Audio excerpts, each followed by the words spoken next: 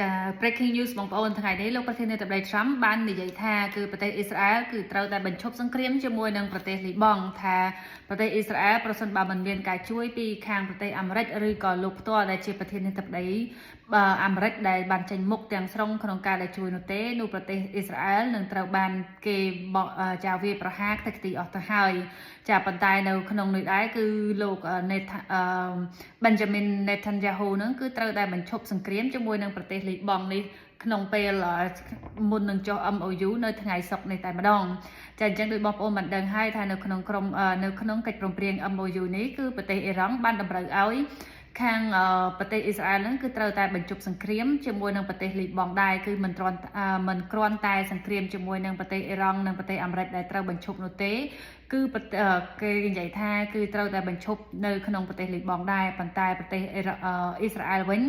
គឺមិនទាន់បានឈប់ទេទោះបីទាំងកិច្ចព្រមព្រៀងប្រមាណលើកប្រមាណសារនេះមកហើយគឺដោយសារតែប្រទេសអ៊ីស្រាអែលនេះដែរគឺ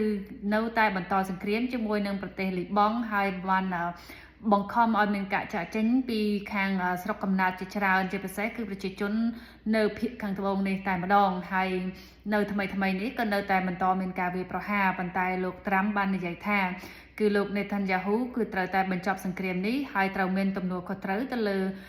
ការសង្គ្រាមនេះផងដែរពីព្រោះអីលោកបានប្រាប់ឲ្យឈប់តាំងពីលើកមុនមកប៉ុន្តែលោក Benjamin Netanyahu នឹងគេហៅថា BB នឹងគឺមិនព្រមឈប់ទេអញ្ចឹងគឺគាត់ថាគឺត្រូវតែបញ្ឈប់ហើយត្រូវតែបញ្ចប់សង្គ្រាមនេះហើយត្រូវតែមានទំនួលខុសត្រូវ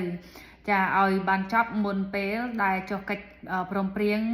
អនុសាធារណៈនៃការយោគយល់ឬក៏ហៅថា MOU